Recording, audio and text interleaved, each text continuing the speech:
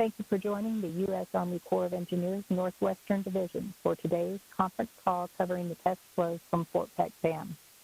This call is open to the public to provide information on the status of the test flows from Fort Peck Dam to ensure compliance with the 2018 biological opinion. I am Eileen Williamson, and I will be your moderator. This call is recorded and placed on the Defense Video and Imagery Distribution Service for media reuse at www.ddidshub.unit/USACE-NWD. Your participation acknowledges your consent to be recorded. All lines have been placed on mute. To unmute your line to ask a question, press *6. The forced mute function does not work on all phones, so if I ask, please use your phone's own mute function and do not place the call on hold. The question and answer session will take place at the end of the call. Today we have with us John Remus, Chief of the Missouri River Basin Water Management Division, Joe Bonneau, Manager of the Missouri River Recovery Program, and Pat Broughton from the U.S. Geological Survey. With that, I will hand the call over to John Remus. Good afternoon, everyone. I am actually not in the office, so I'm just listening in. So, Mike Swinson, if you're on, please give a rundown of the water management. Thank you. Okay. Yes. Thanks, Eileen and John. Really, nothing significant to report. Fort Peck releases are still around 10,000 CFS, and then we have about 2,000 CFS coming out of the Milk River, which has given us about 12,000 CFS at Wolf Point. Our plan is to hold the Fort Peck release at 10,000 until about mid-June when we start up for the second set of higher flows. That's about all I had, Eileen. All right. Thanks, Mike. And I will turn it to Joe. Good afternoon, everybody. Not much for new updates. We did have yesterday the Missouri River Conservation Districts had their quarterly meeting, and I attended that, and we talked about test flows at that meeting quite a bit. We went out and toured some pump sites on the river, talked about test flows at those pump sites too, and so it was a really nice day, lots of good conversation. I think maybe that's why there's little lighter participation today, because we talked about test flows quite a bit yesterday with a lot of the folks that are often on these calls. And we have one other thing. I'd mentioned we have our little more lengthy call that we have every couple of months, and that many folks are on. That's next week, May 28th. But again, there's not a lot of new updates right now, other than the fish updates. All right, thank you, Joe. And over to Pat Broughton with the U.S. Geological Survey. Thanks. All right, so we've been doing these calls for a couple of weeks, and as the study has progressed, you've seen incremental changes in the discharge, and now we've been doing this long enough so you get a better perspective of the entire. At least the first part of the flow test. And I'll just give you a little rundown and then the fish response that we've seen so far. So on the y-axis there you have discharge, just average daily discharge. Then you have two graphs or two lines. One's the black one, and that's the discharge at Wolf Point, which is the target for the flow tests. Then the gray line is the discharge at Culbertson. So initially, flow started out fairly stable.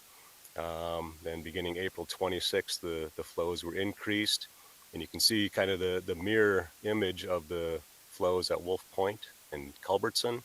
It's just a change in flows, and it takes a little bit longer to get down to Culbertson, so it's delayed a little bit. So that first peak is very evident. These were the attraction flows to try and trigger fish, pallid sturgeon up into the Missouri River response reach. And then the flows have decreased. And now we're at this point of retention flows, whatever's in the system, looking to maintain the fish that are in the Missouri River reach for another month or so before triggering the spawning. And the pink line on the second y-axis on your right there just presents a summary of the fish that have entered that Missouri River response reach. As you've seen in the past weeks, and I mentioned, there were 3 fish that came in prior to the spillway or prior to the increased flows. 6 fish entered with the flow increase, and there have been 3 fish that have entered during the declining flows, including one recent fish that was at code 33 or 333 just recently. And there's also been some fish that have moved out of the system, as I've mentioned in the past. 222, 243, code 273, code 377, 387 have moved out, and just this morning there was one more fish that moved out. Yeah, 321 that we saw on the station actually picked it up in the lower Yellowstone. So as this moves through time, you're going to see another period of the retention flows, and getting into later June, an increased flow with the flow that's supposed to trigger spawning. Okay, the next slide. So the map on the top gives you a similar map to what I showed last week. The pallid sturgeon locations, summarized through May 15th. And these fish were distributed from Fraser Rapids, or that Peterson Point area, that furthest blue point upstream, all the way down to the Fort Beaufort logging station near the confluence of the Yellowstone River. And there were 5 females, reproductive females in the system.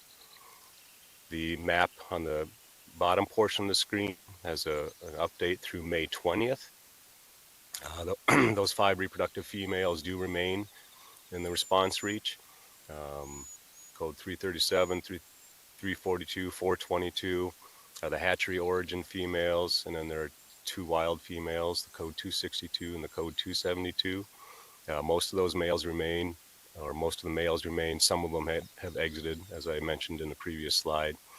One thing that you can really discern by comparing these 2 maps, that there is upstream progression.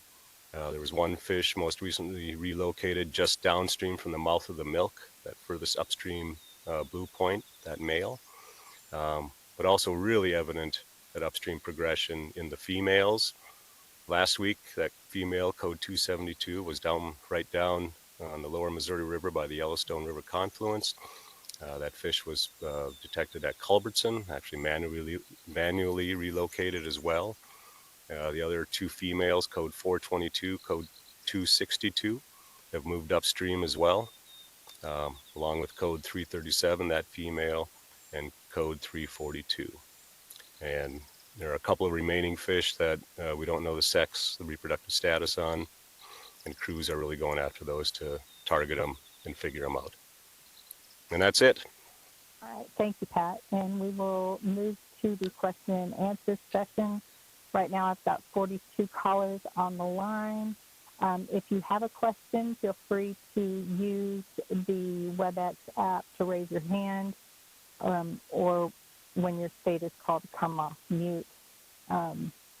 Because this test is centered on areas immediately downstream of Fort Peck Dam, we'll start with individuals calling from Montana, then North Dakota, and we will then field calls in alphabetical order by state. Please be sure to state your name and if you represent an organization before asking your question or making your statement. Remember to press *6 to unmute your phone and the application if an additional unmute is necessary. Starting with the state of Montana. Okay, I'm not seeing anyone in Montana. North Dakota? Iowa? Kansas? Missouri? Nebraska? South Dakota?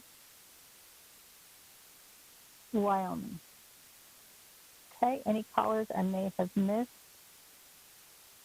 I don't see anyone off mute to ask the question. Mike, do you want to provide any closing comments? Except for just thanks for everyone for joining. I don't have anything else, Eileen. All right, thank you, Mike. And we will hold another call next week, same time, same day of the week. Updated slides from our friends with the Geological Survey and updated information from water management and recovery program. So with that, it concludes this call. We'll talk to you next week.